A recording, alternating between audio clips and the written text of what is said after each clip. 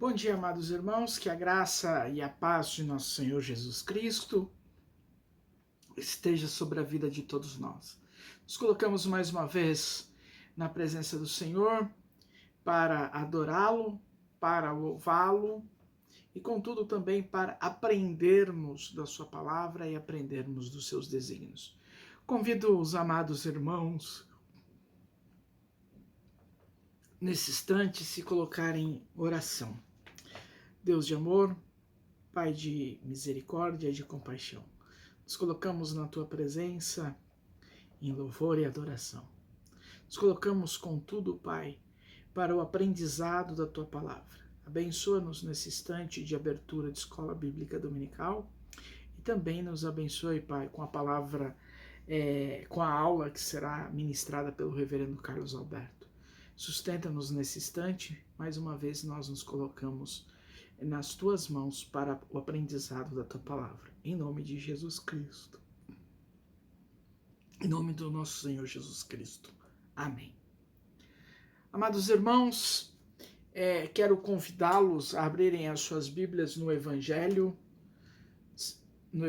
de João, segundo São João, capítulo 1, dos versos 35 ao 42º. Evangelho segundo São João, capítulo 1,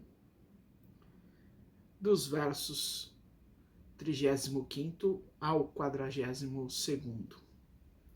A palavra do Senhor nos diz assim: No dia seguinte, João estava outra vez na companhia de 2 dos seus discípulos.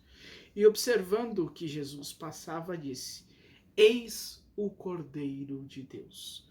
Os 2 discípulos ouviram o que ele falou e se tornaram seguidores de Jesus. Então, Jesus, voltando-se e vendo que os 2 o seguiam, disse-lhes: Que estáis procurando?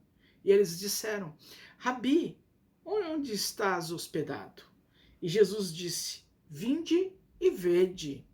Eles foram e viram onde Jesus estava morando, e ficaram com ele aquele dia, e sendo isso por volta da hora 10ª, um dos 2 que ouviram João falava e seguiram a Jesus. Era André, irmão de Simão Pedro. Ele primeiro procurou seu irmão Simão. Ele disse: Encontramos o Messias. E levou a Jesus, levou a Jesus.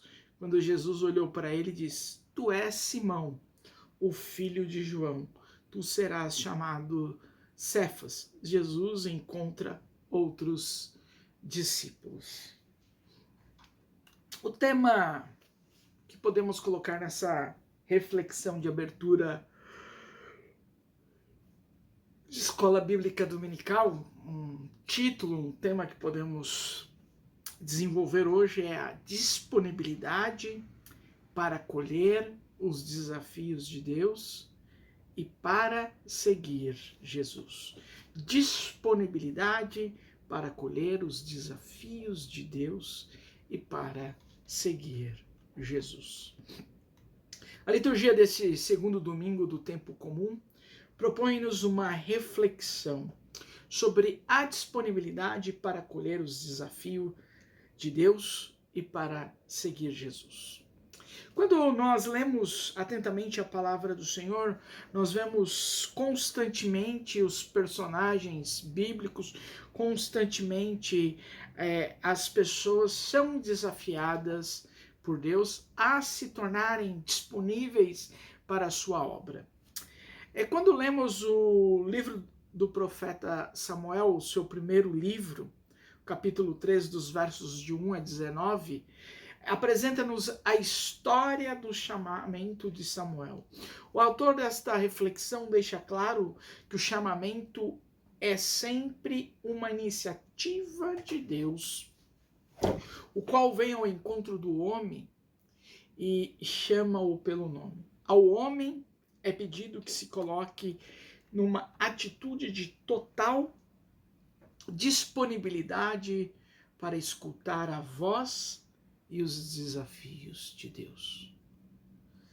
Quando nós lemos esse primeiro livro do profeta Samuel, nós vemos e conhecemos a história, muitas vezes, desde pequenos, nas nossas igrejas, nas nossas escolas bíblica dominical.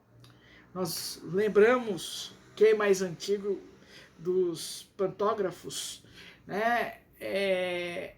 Deus chamando o profeta Samuel, ainda quando criança, morando com o sacerdote, e chamando Samuel, Samuel.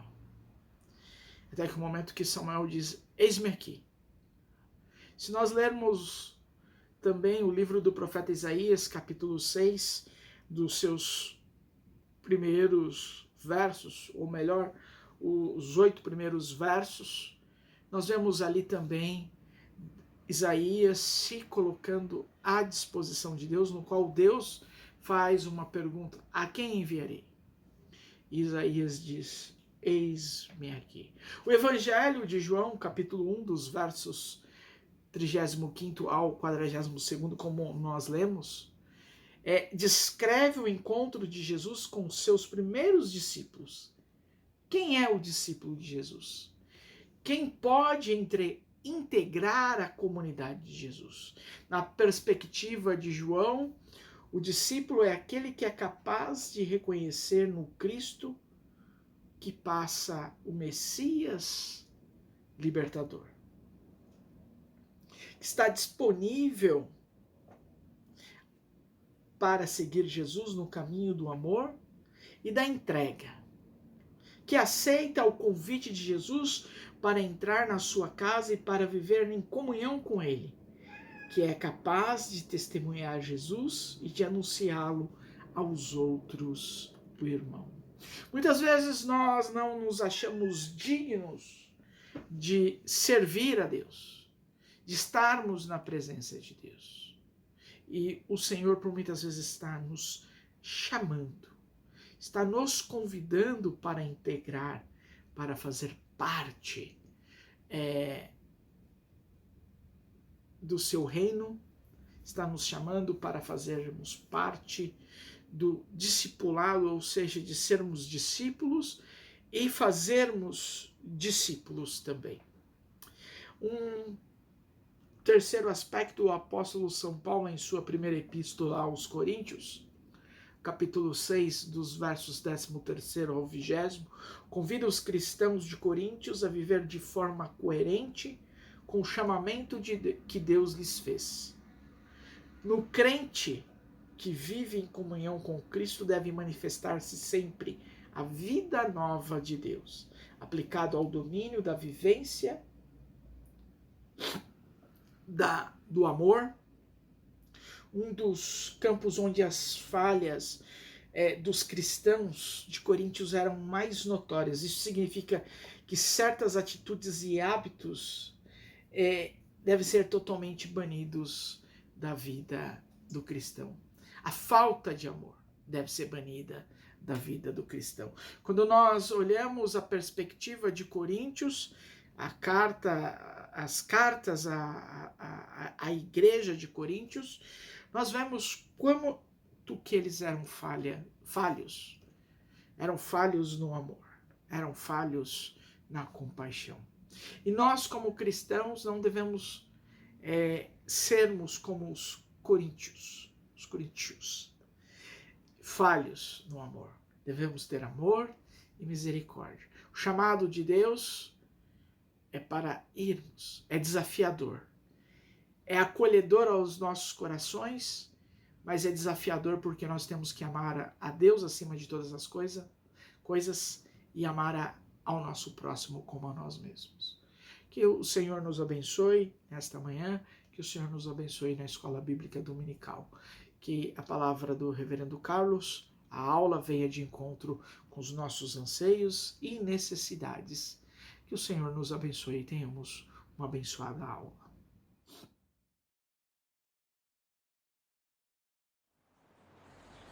Meus irmãos, nós vamos começar a nossa escola dominical de hoje lendo no Evangelho conforme o relato de Mateus, do capítulo 16, versículo 13 até o versículo 20.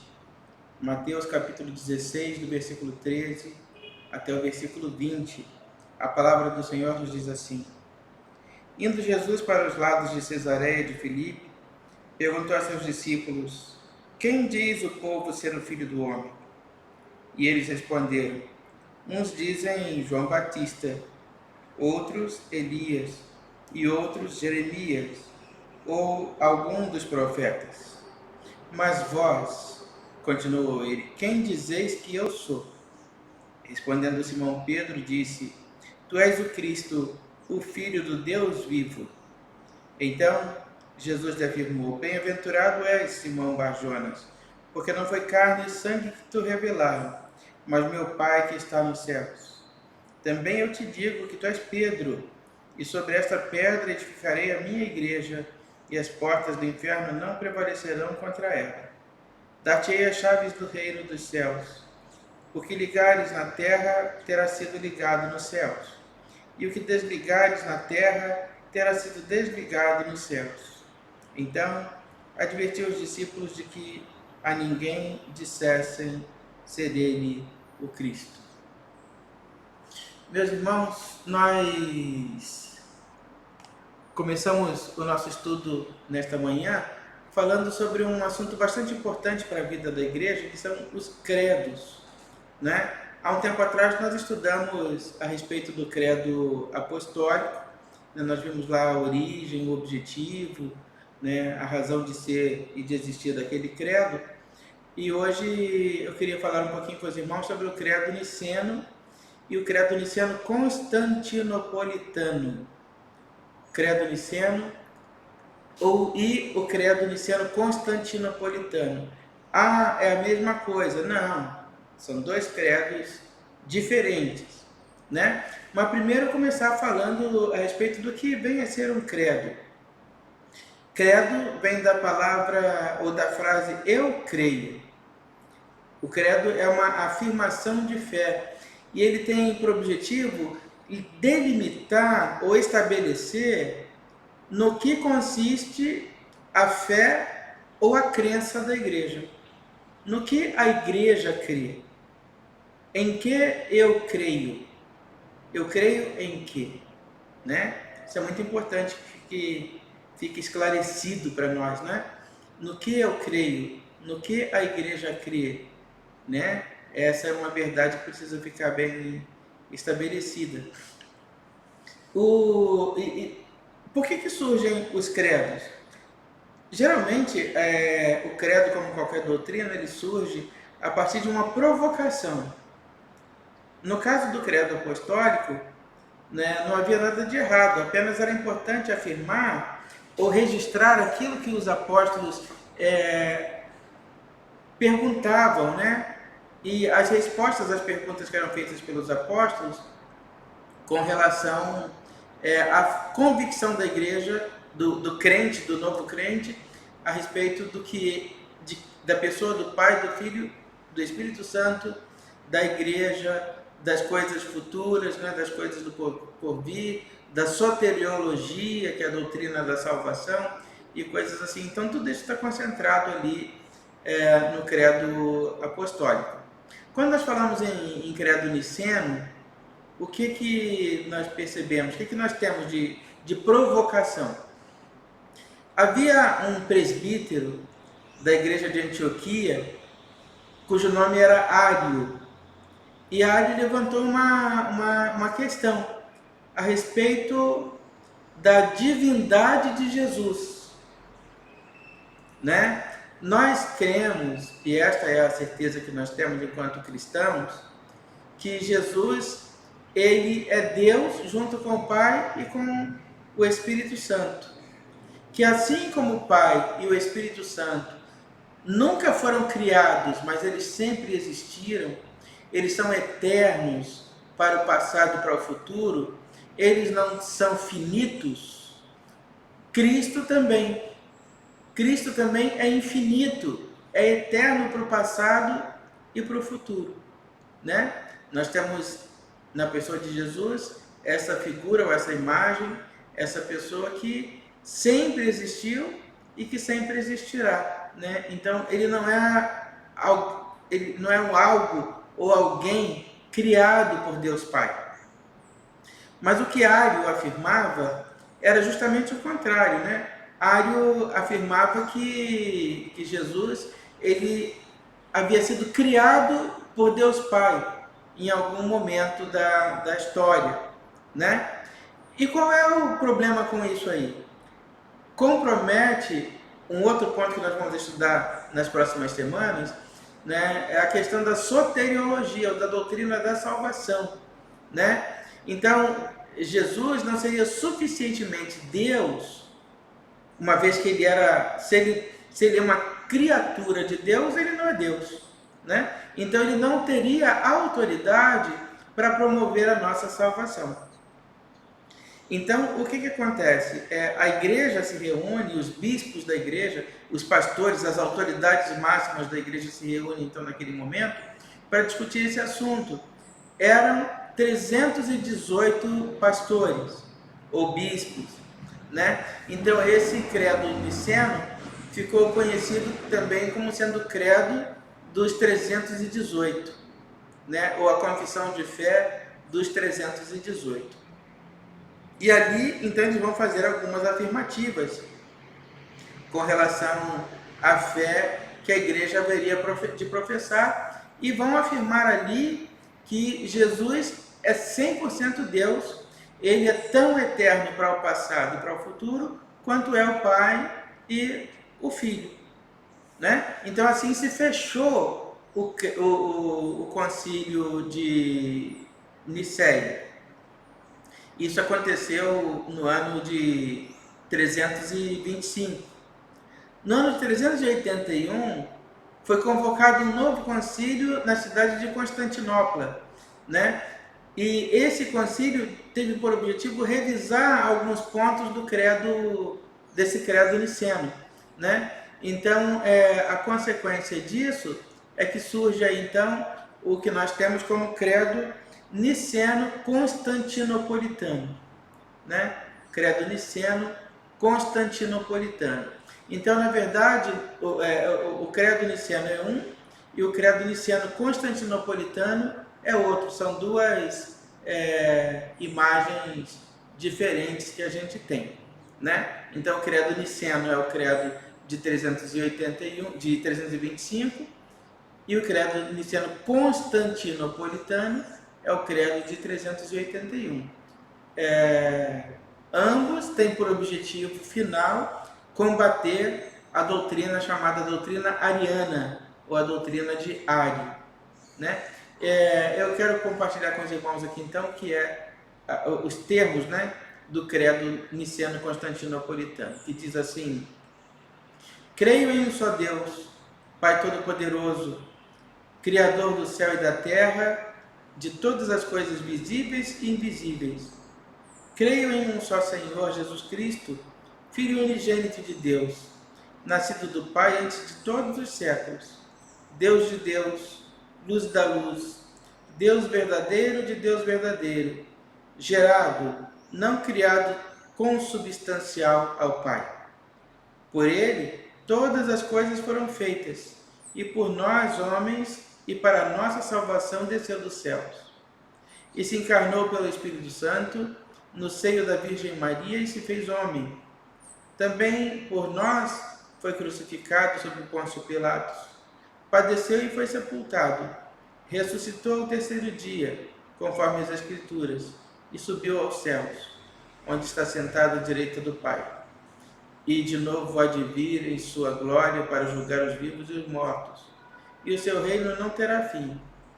Creio no Espírito Santo, Senhor da Igreja, e procede do Pai e do Filho, e como o Pai e o Filho é adorado e glorificado, ele que falou pelos profetas, creio na Igreja una, santa, católica e apostólica, professo um só batismo para a remissão dos pecados, e espero a ressurreição dos mortos e a vida do mundo que há de vir. Amém. Esses são os termos, então, do credo niceno-constantinopolitano. Meus irmãos, por que é importante tratar isso? Nós estamos vivendo um período em que Muitas igrejas nascem com discursos diversos, com discursos que vão contra a palavra de Deus, né? E é importante perceber, meus irmãos, que muitas questões que nós estamos tratando hoje, e que alguns até têm pregado hoje, essas questões, na verdade, elas já foram discutidas pela igreja muitos anos atrás. E a igreja já se posicionou com relação a elas, contrárias a elas. E aí, hoje em dia, nós estamos experimentando isso, esse surgimento de novas doutrinas, de novos discursos, né, que vêm ao encontro do povo, trazendo de volta, trazendo à tona questões que já haviam morrido, questões que já tinham se passado, coisa antiga lá do passado, que já não existe mais, né? Mas que está sendo trazida à tona novamente. Então, assim, nós precisamos ter essa visão, a visão de que aquilo que foi combatido lá atrás, vencido e encerrado, é caso passado, né? Então não é mais algo a ser que mereça ser discutido pela igreja, né? Então esse é o credo niceno-constantinopolitano e a razão de ele existir. Que Deus nos abençoe e nos guarde nesta manhã.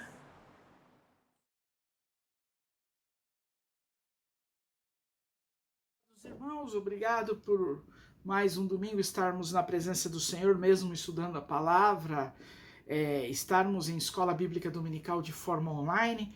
Que o Senhor possa nos abençoar nesse instante, nesta manhã. Agradecemos a aula, né, que o reverendo Carlos Alberto nos trouxe nesta manhã, aula abençoada, palavra abençoada para nossas vidas. Nos colocamos na presença do Senhor nesse instante para a oração final, para a intercessão de nossa igreja. Senhor Deus, obrigado por este momento tão especial de estudo da tua palavra. Que o teu Espírito Santo venha iluminar as nossas mentes, os nossos corações, que com estas aulas nós possamos colocar em prática o teu evangelho, que possamos ser desafiados e a participarmos desse desafio da tua palavra e fazermos a tua obra, Pai. Vem estar abençoando a liderança da nossa igreja, vem estar abençoando o reverendo Carlos Alberto, nosso pastor titular, o nosso pastor, Pai. Vem estar abençoando o reverendo Francisco na congregação, vem estar abençoando a minha vida também como pastor colaborador desta comunidade, vem abençoar a vida dos nossos presbíteros e presbíteras que compõem, ó Pai, o conselho da nossa igreja, que compõem, ó Pai, a responsabilidade, melhor dizendo, de administrar a nossa igreja. Que o Senhor abençoe também a nossa mesa diaconal, os seus diáconos, as suas diaconisas, ó Pai. Esteja também sustentando, ó Pai, a vida daqueles irmãos que estão passando por problemas, por dificuldades de saúde, de restabilização da saúde. Que venha, ó Pai, abençoar a vida daqueles que estão precisando de emprego, seus problemas financeiros. Ó Pai, tu conhece a vida de cada irmão, tu conhece a necessidade de cada irmão desta igreja, ó Deus.